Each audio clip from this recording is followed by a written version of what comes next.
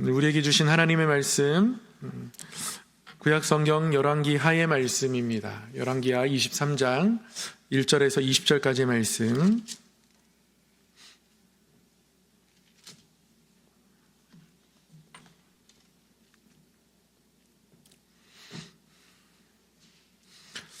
열왕기하 23장 1절에서 20절까지의 말씀 한 절씩 교독하겠습니다. 왕이 보내 유다와 예루살렘의 모든 장로를 자기에게로 모으고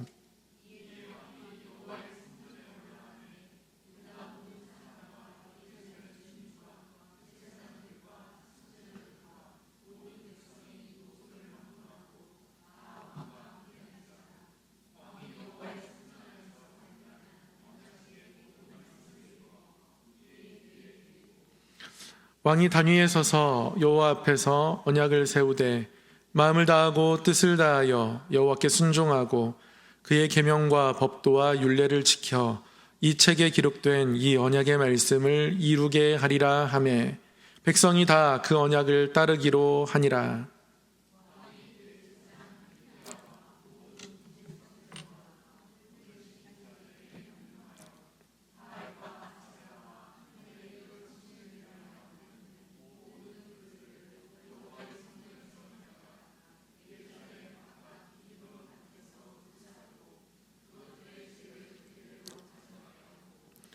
옛적에 유다 왕들이 세워서 유다 모든 성읍과 예루살렘 주위의 산당들에서 분향하며 우상을 섬기게 한 제사장들을 폐하며 또 바알과 해와 달과 별대와 하늘의 모든 별에게 분향하는 자들을 폐하고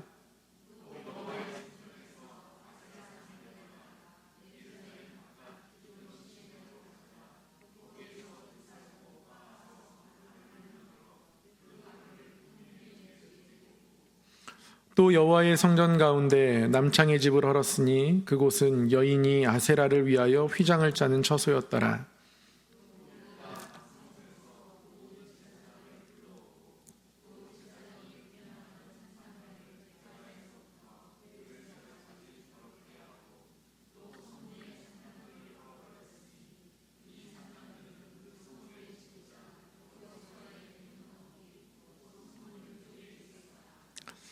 산당들의 제사장들은 예루살렘 여호와의 제단에 올라가지 못하고 다만 그의 형제 중에서 무교병을 먹을 뿐이었더라.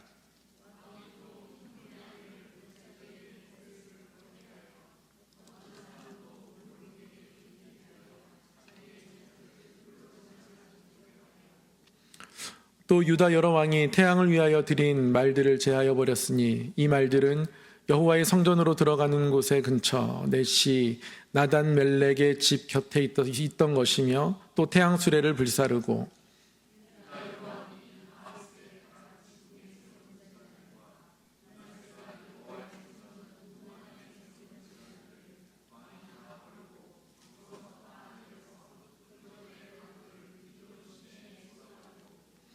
또 예루살렘 앞 멸망의 산 오른쪽에 세운 산당들을 왕이 더럽게 하였으니 이는 옛적에 이스라엘 왕 솔로몬이 시돈 사람의 가증한 아소다롯과 모압 사람의 가증한 그모스와 암몬 자손의 가증한 밀곰을 위하여 세웠던 것이며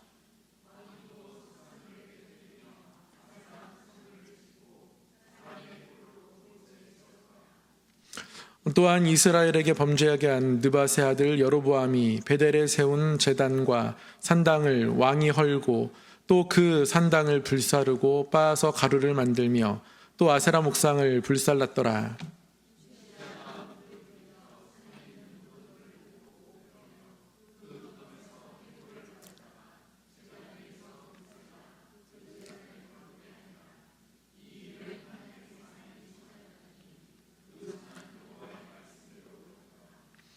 요시야가 이르되 내게 보이는 저것은 비석이냐 하니 무슨 비석이냐 하니 성읍 사람들이 그에게 말하되 왕께서 베델의 제단에 대하여 행하신 이 일을 전하러 유다에서 왔던 하나님의 사람의 묘실이니이다 하니라.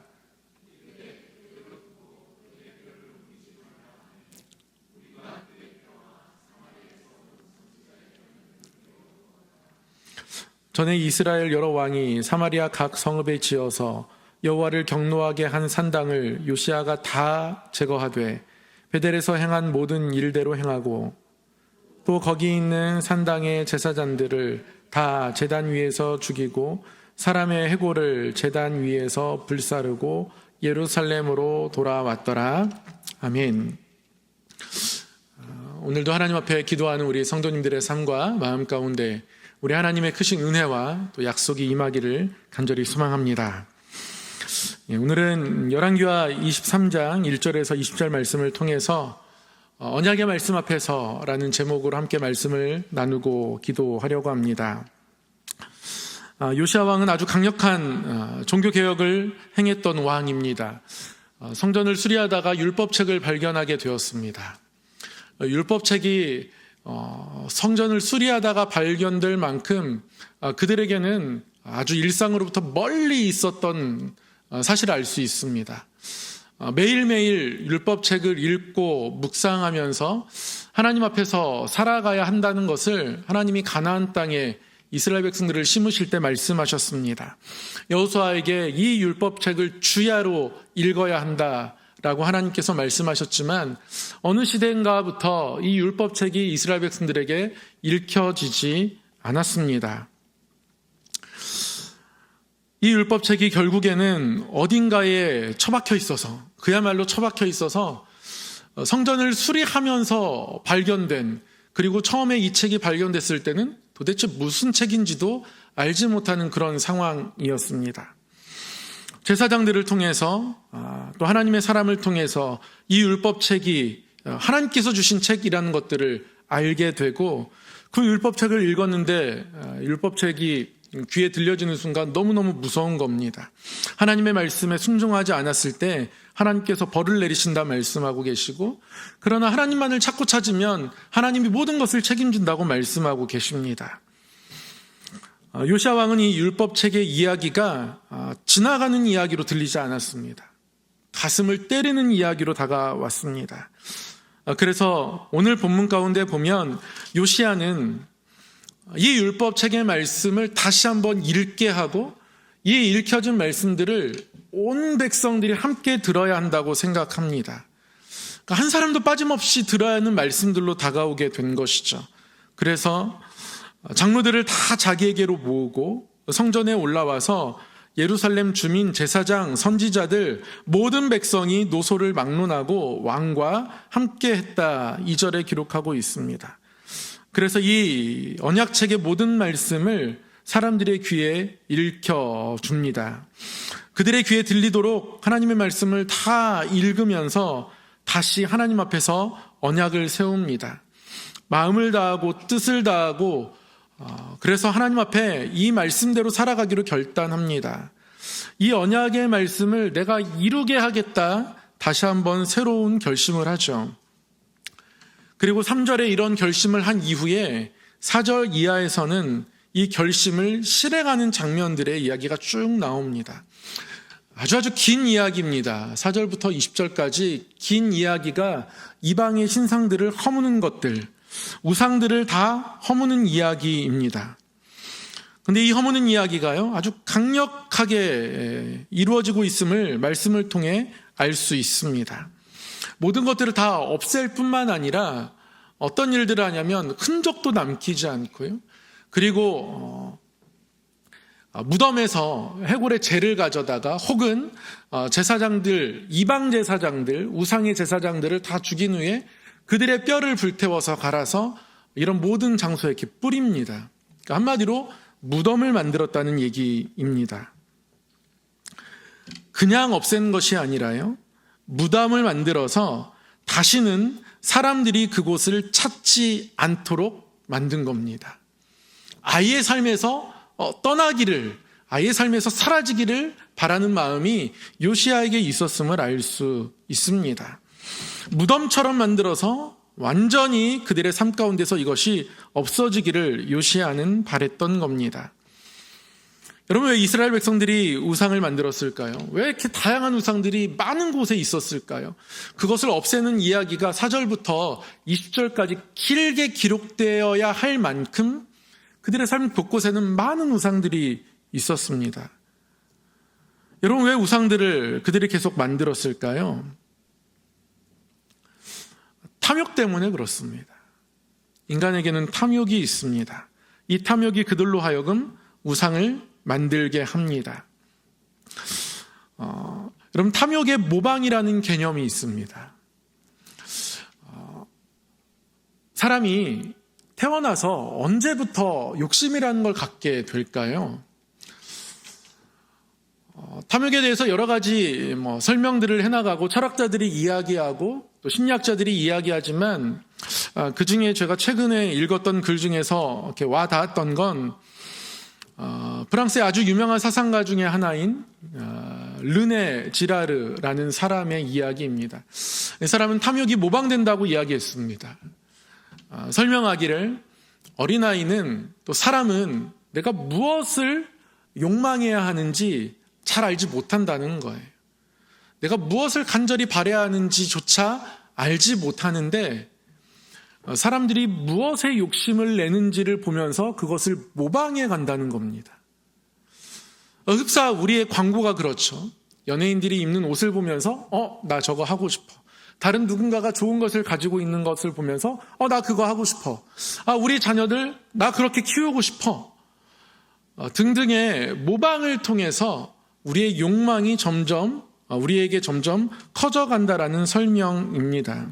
물론 사람은 욕심이 있어야 합니다.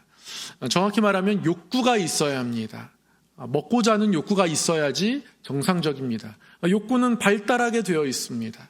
여러분 한 번쯤 이름을 들어보셨겠지만 심리학에서는 욕구 발달 이론이라는 것이 있습니다. 식욕이 그리고 관계를 맺는 욕구가, 인정받는 욕구가, 그리고 자아를 실현하는 욕구가 점점 사람들에게는 채워집니다. 이런 욕구를 갖지 않으면 발달하지 못하고 있는 거예요. 자라지 못하고 있다는 말씀입니다.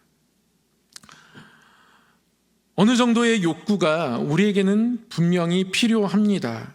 그런데 이 욕구가요, 언제든지 탐욕으로 바뀔 수 있습니다.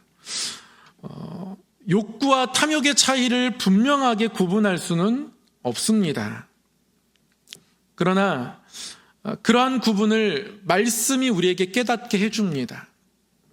많은 우상들이 이스라엘 백성들에게 있었던 이유는 이런 탐욕의 모방과 같습니다. 하나님을 포기한 것은 아니지만 하나님을 섬기는 것으로 뭔가 부족하고 다른 사람들이 우상을 가지고 있으면 그것이 더 커 보이고 더 위대해 보이고 그들의 분별력을 점점 잃어버리게 됩니다. 그래서 그런 것들이 먼저 더 앞서게 돼요. 여러분, 욕심에 관한 이솝우화 한 가지를 들려드릴 텐데요. 아마 기억하실 것 같아요. 한 번쯤 읽어본 기억이 있을 겁니다. 강아지가 뼈를 물고 집으로 너무 기분 좋게 가고 있었습니다. 가다가 시냇물을 만났어요. 그런데 시냇물에 비춰보니까 물속에 또 다른 강아지가 뼈를 물고 있는 거예요. 그런데 내 뼈보다 그 뼈가 더 커 보이는 겁니다. 그래서 어떻게 했습니까? 그것을 뺏기 위해서 막 지저대기 시작합니다. 어떻게 됐겠습니까? 뼈가 물속에 풍덩 빠지게 되었습니다. 가진 뼈를 잃어버리게 되었다는 이야기입니다. 다른 사람의 뼈가 더 커 보이게 되어 있습니다. 내가 가진 것이 더 작아 보이게 되어 있습니다. 욕심이 있으면 그렇습니다. 끊임없이 탐욕이 모방되면서 우리의 것들이 작아지고 우상이 커지면서 그래서 점점 그들 가운데 우상이 커져갔던 겁니다. 사도 바울은 골로새서에서 탐심은 곧 우상 숭배라고 명확하게 선포합니다.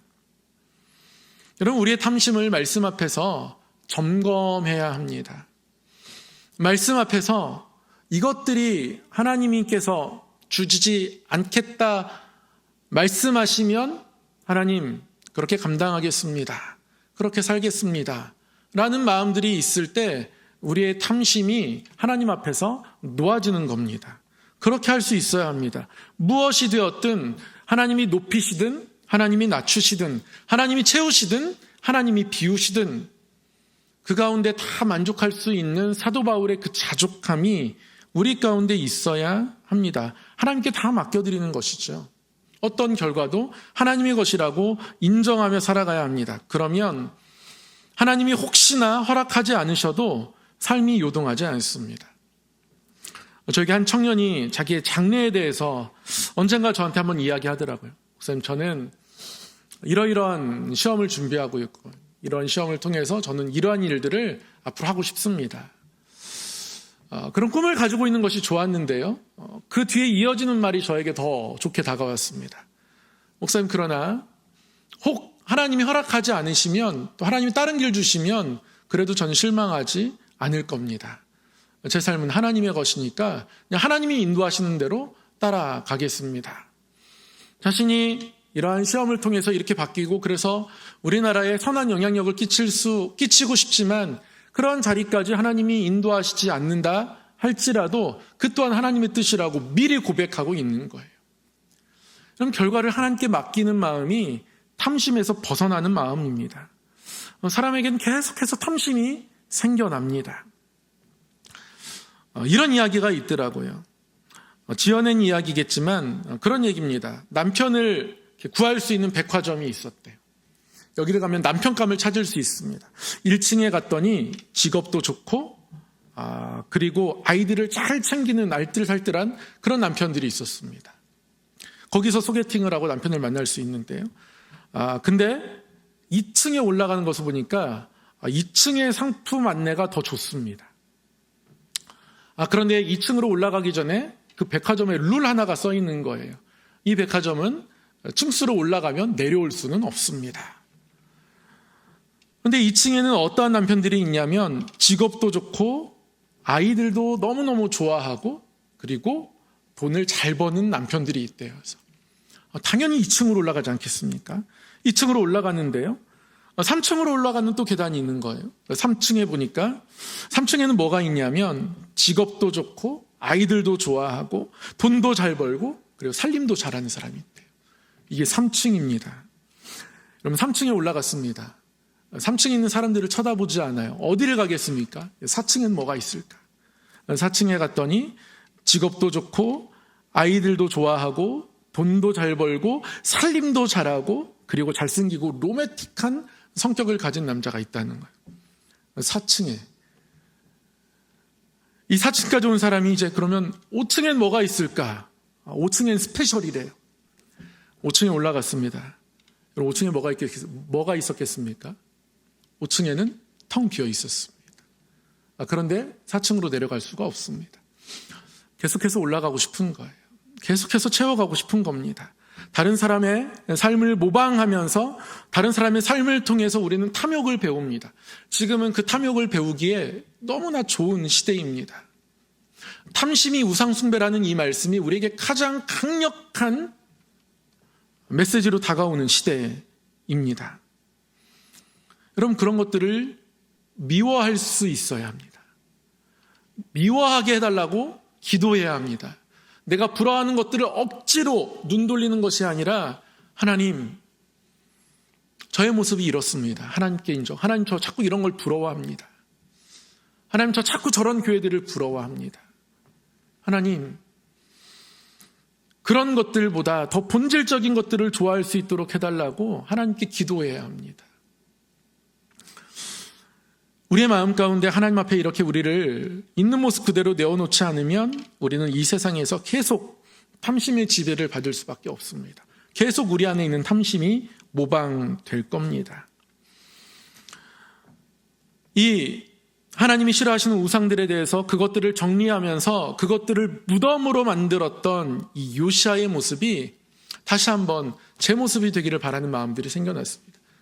그것들을 억지로 외면하는 것이 아니라 다시 또 그것들의 마음이 끌려가고 우리의 시선을 빼앗기고 하는 일들이 있는 것이 아니라 오직 하나님만이 보이고 하나님을 붙잡고 의뢰하면 하나님께서 채워주실 것이라는, 그래서 하나님 앞에서 다시 한번 약속을 세우고 그 약속이 너무나 분명해서 우상들을 기꺼이 태우고 그것을 무덤 만들 수 있는 믿음의 결단과 행함이 저와 여러분에게 있었다면 좋겠더라는 것이죠. 여러분, 잘 생각해 보십시오. 어떤 것을 부러워하십니까? 어떤 것들이 가장 우선되십니까? 나도 모르는 사이에 탐심이 성공이라는 이름으로, 성취라는 이름으로 단순히 꿈을 이루는 자아실현을 넘어서서 더 높은 곳에 오르라는 욕심으로 우리 가운데 다가옵니다. 다른 사람은 분간해 줄 수 없습니다. 성령 앞에서, 말씀 앞에서 하나님 주신 감동을 따라 나만이 분간할 수 있어요. 요시야는 하나님과의 언약을 세우고 그 언약이 너무 분명해서 언약의 말씀 앞에서 다른 모든 것들을 무덤으로 만드는 일들을 결단하고 행했습니다. 오늘 말씀의 제목이 언약의 말씀 앞에서입니다. 언약의 말씀 앞에서 어떤 일이 일어나야겠습니까? 무덤에 있어야 할 것들이 우리 가운데 살아있다면 다시 무덤 되었으면 좋겠습니다. 많은 목회자들이 어떤 프로그램을 통해서 부흥할까? 이렇게 고민하는 순간 교회는 힘을 잃어버리게 되어 있습니다. 복음의 본질에 사로잡혀 있을 때 교회는 살아나게 되는 겁니다. 하나님 주시는 그 은혜를 따라서 필요를 따라서 하는 거죠.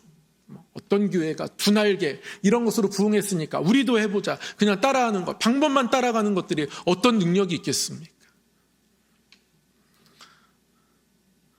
우리의 삶 속에서는 늘 무덤으로 다시 돌려보내야 할 것들이 생겨납니다. 그럴 때마다 요시야처럼 다시 태우고 무덤을 만들어서 사람들이 찾지 않는 곳으로 만들고 오직 하나님만 살아나시고 역사하는 그런 삶이 저와 여러분에게 있기를 간절히 소망합니다. 그런 삶을 바라보면서 오늘 하나님께 기도했으면 좋겠고요. 그렇게 인도하실 하나님을 또한 기대했으면 좋겠고, 그래서 하나님 앞에 그런 삶을 결단하면 할수록 하나님의 인도하신다고 하는 약속이 우리에게 선명해지기를 간절히 소망합니다. 사랑의 하나님 아버지, 오늘도 주 앞에 나와 기도하게 하심을 감사합니다. 하나님 앞에 올린 모든 기도를 들으시고 응답하실 줄 믿습니다. 하나님 아버지, 하나님을 더욱더 알게 되고 더욱더 하나님을 신뢰하며 하나님 때문에 견디며 하나님께로 나아가는 여정이 우리 삶이 되기를 원합니다. 하나님, 우리 입술에 우리 마음에 기도가 끊이지 않게 하시고 또 들으시고 응답하시는 하나님을 더욱더 경험함으로 말미암아 우리의 이 걸음의 방향이, 이 걸음의 속도가 늦어지거나 멈춰지거나 바뀌지 않도록 끝까지 하나님 바라보고 살아갈 수 있도록 인도하여 주시옵소서. 선하게 인도하실 하나님을 신뢰하고 찬양하며 우리 주 예수 그리스도 이름으로 기도드리옵나이다. 아멘.